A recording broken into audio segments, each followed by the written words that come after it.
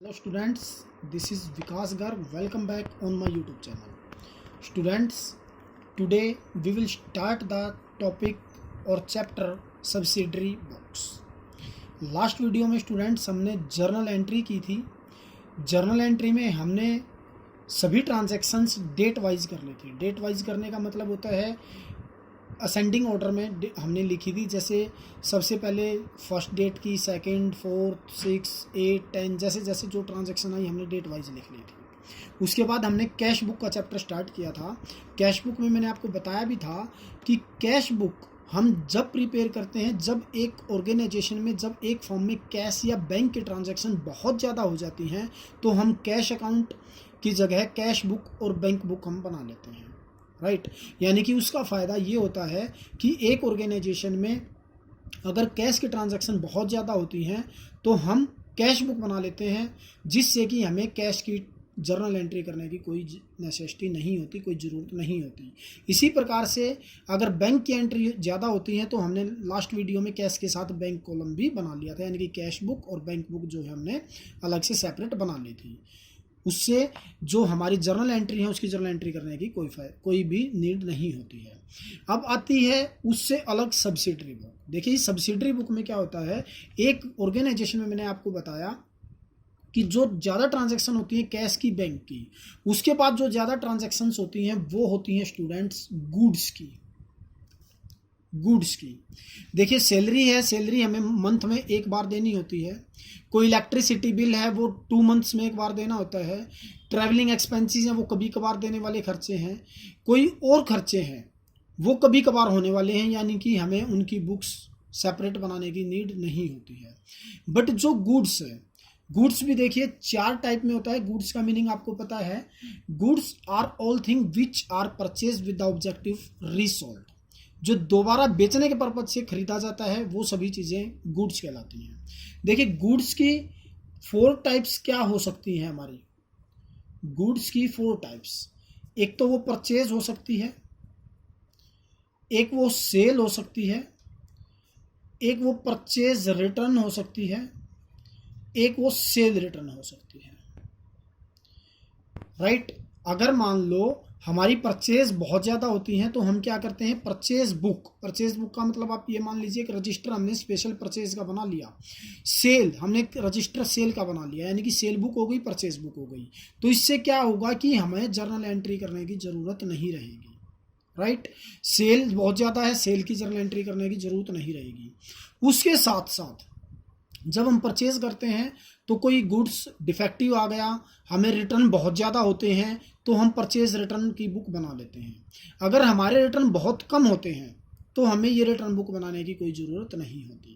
इसी प्रकार से हमने सेल किया, हमारे गुड्स में, हमारे माल में बहुत ज़्यादा डिफेक्ट है जिससे जो रिटर्न है वो बहुत ज़्यादा होती है, तो हम क्या करते हैं, सेल रिटर्न या सेल्स रिटर्न की जो बुक है वो सेपरेट प्रिपेयर कर लेते हैं।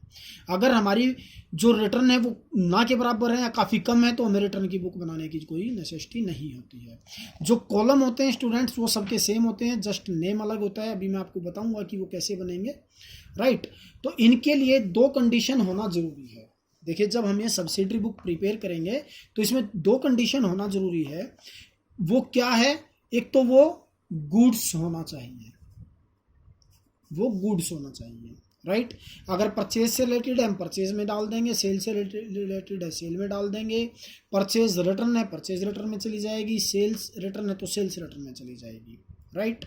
सेकंड थिंग, वो क्रेडिट होनी चाहिए, यानी कि मैं कह सकता हूं वो कैश ट्रांजैक्शन नहीं होनी चाहिए, वो केवल क्रेडिट होनी चाहिए। क्यों? क्योंकि अगर वो कैश ट्रांजैक्शन होगी तो हम उसको कैश बुक में पहले ही हम उसकी एंट्री कर चुके होंगे। तो स्टूडेंट्स आपको ये ध्यान रखना है कि जब हम इसमें सब्सिडरी बुक में जो भी ट्रांजैक्शन करेंगे, एक तो वो गुड्स से रिलेटेड होनी चाहिए, सेकंड वो क्रेडिट होनी चाहिए, यानी कि मैं कह सकता हूं कि वो कैश ट्रांजैक्शन नहीं होनी चाहिए। देखिए इसको मैं आपको एक क्वेश्चन की हेल्प से इसको मैं समझा देता हूँ। काफ़ी इजी चैप्टर है, केवल कैलकुलेशन है और कुछ नहीं है।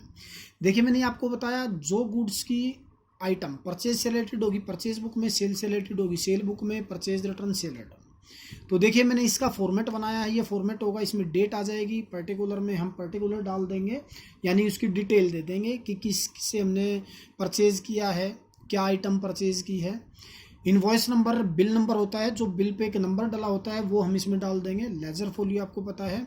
डिटेल में हम डिटेल डाल देंगे।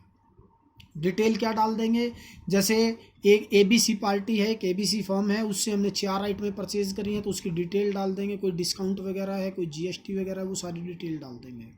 ये परचेज, अगर परचेज बुक है तो परचेज आ जाएगा, सेल बुक है तो सेल लिख दिया जाएगा, परचेज रिटर्न, सेल रिटर्न, जो भी बुक होगी उसका नाम आ जाएगा। अब उसके बाद हमने लास्ट चैप्टर में किया था स्टूडेंट्स GST। आपको पता है परचेज पे इनपुट यूज़ करते हैं, सेल पे आउटपुट यूज़ करते हैं। आपको मैंने लास्ट वीडियो में ये भी बताया था, अगर आपने मेरी वो वीडियो नहीं देखी है GST वाली, तो आप वो वीडियो जाके ज़रूर देखिएगा, उसके बिना ये आपको नहीं समझ में आएगा। तो देखिए आपको CGST, SGST, IGST मैंने आपको बताया था GST वाली वीडियो में ये कब कब लगता है, राइट।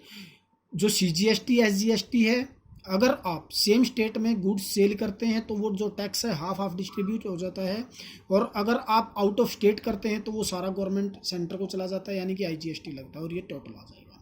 देखिए मैं आपको 12.29 क्वेश्चन पेज पे क्वेश्चन नंबर फर्स्ट करवा देता हूँ, आपको क्लियर हो जाएगा। इसी प्रकार से आपकी सेल बुक बन जाएगी। इसने बोला है, ये मेरे पास 2018 एडिशन है students, 2017 June 5, prepare a purchase book in the books of Messrs Modern Furniture। देखिए prepare a purchase book in the books of messrs modern furniture house, यानी कि हमें ये पता चल जाता है इससे कि जो हमारा बिजनेस है वो फर्नीचर का है, यानी कि जो गुड्स होंगी वो केवल फर्नीचर होगी। तो इसमें ध्यान रखना है स्टूडेंट्स, केवल मैंने आपको 2 कंडीशन बताई, एक तो गुड्स होना चाहिए और एक वो क्रेडिट होना चाहिए। तो modern furniture house Lucknow UP की फर्म है ये। From the following transaction assuming CGST and SGST 6% each. देखिए इसने bought goods from Mohanlal and company, UP का है। अभी करवाता हूँ स्टूडेंट्स, ये भी UP का है, ये भी UP का है, और ये परचेज कैश है, तो ये कैश ट्रांजैक्शन मैंने अभी आपको बताया था नहीं करना है। और for office use for the new furniture Faridabad on credit, right, ये ट्रांजैक्शन है। तो देखिए हम इसको कैसे करते हैं। इसने लिखा June 5 boat goods from Mohanlal company, तो ये हम यहाँ पे कंपनी का नाम डाल देते हैं, Mohanlal and company, Kanpur, Kanpur UP में है, तो इसलिए क्या हो जाएगा, CGST और SGST लग जाएगा। हमने क्या किया, 20 Godrej chairs at 2000 each. Invoice number इसने नहीं मेंशन किया तो हम इसको ब्लैंक छोड़ देंगे। डिटेल्स 2000 की एक है स्टूडेंट्स, 20 हो जाएंगी, ये हो जाएंगी आपकी 40,000 rupees, right. 5 Godrej tables at 6,000 each, तो ये आ जाएगी स्टूडेंट्स आपकी 30,000। ट्रेड डिस्काउंट लिखा है 20%, यानी कि आपको पता है पीछे से सीख के आए, total 70,000 minus trade discount at the rate of 20%। आप इसका 20% 14,000 लगाएंगे, तो ये जो हमारी परचेज हुई ये हुई 56,000 की, राइट। तो मैं परचेज के कॉलम में 56,000 रुपीज़ मैंशन कर देता हूँ। अब इसमें आपको पता है CGST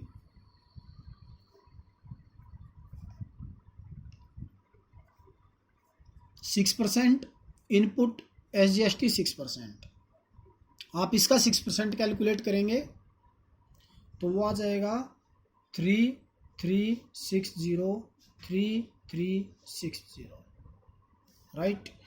तो input CGST 3360, SGST 3360, IGST blank, और अब इनका टोटल हम लिख देंगे, ये आ जाएगा स्टूडेंट्स 62,720, राइट।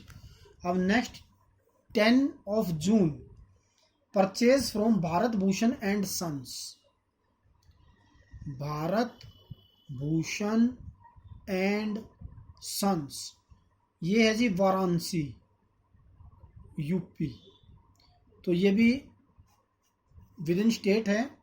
तो हमने क्या किया, इससे 5 अलमीरा at the rate of 12,000 each, right. तो ये हो जाएंगे स्टूडेंट्स टोटल 60,000। इसका भी इनवॉइस नंबर कुछ मेंशन नहीं है। 2 revolving chair at the rate of 20,000 each, तो ये हो गया स्टूडेंट्स 40,000। टोटल 1 लाख। जो ट्रेड डिस्काउंट मेंशन है स्टूडेंट्स वो लिखा है 10%। It means 10,000। तो ये एक्चुअल में जो परचेज हुई वो 90,000 की हुई। तो हम जो है इसमें 90,000 लिख देते हैं। अब इसके बाद plus CGST, input CGST 6% mention किया है, इनपुट SGST 6% मेंशन किया है। तो ये आ जाएगा 5400, यहाँ पे 5400, यहाँ पे 5400। अब आप इनको टोटल करेंगे तो ये आ जाएगा 1,08,000, राइट। इसी प्रकार से इसने 14 जून को purchase from Surya traders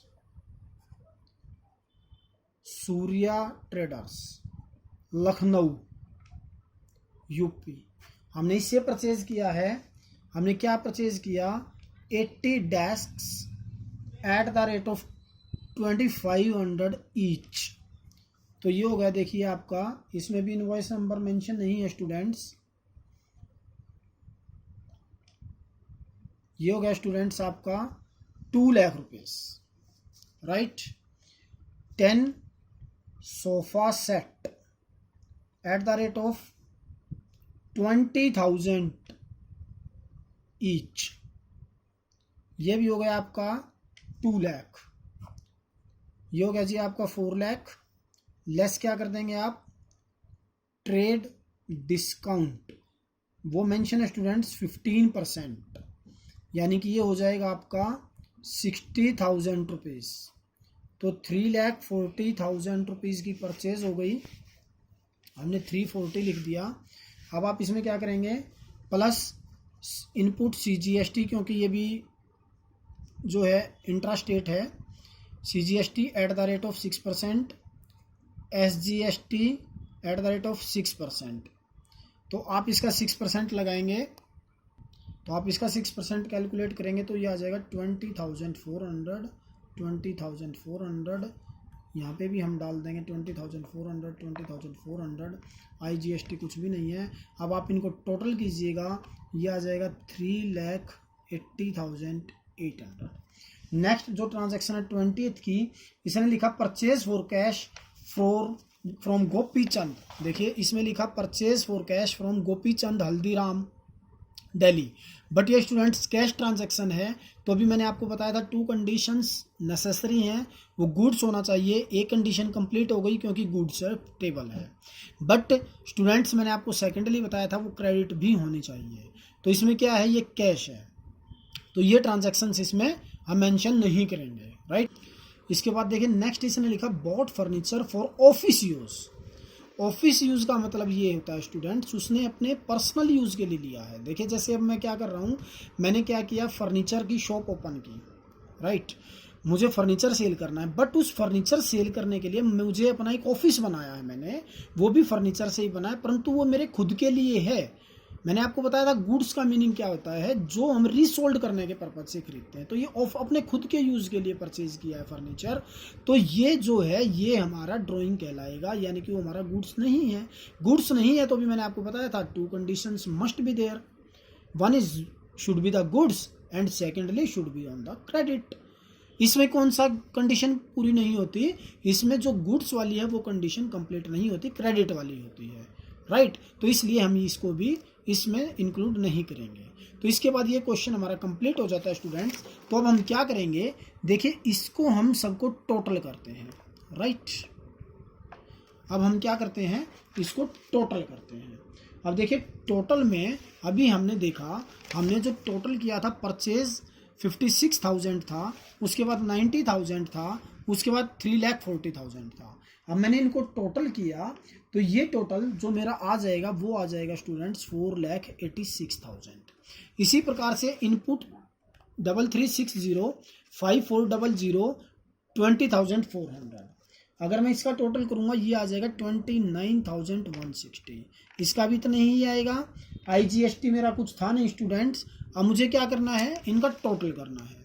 total एक का ये था, दूसरे का ये था और तीसरे का ये था। अब इनका मैं लमसम टोटल करूंगा, टोटलिंग करूंगा तो ये आ जाएगा 5,44,000 3,20,000। आप चाहे वर्टिकली कर लीजिए, आप चाहे इसको हॉरिजॉन्टली कर लीजिए, आपका फाइनल आंसर यही आएगा। तो ये हमारा क्या हो गया स्टूडेंट्स, हमारी जो टोटल है, टोटल परचेज हमारी 5,44,000 3,20,000।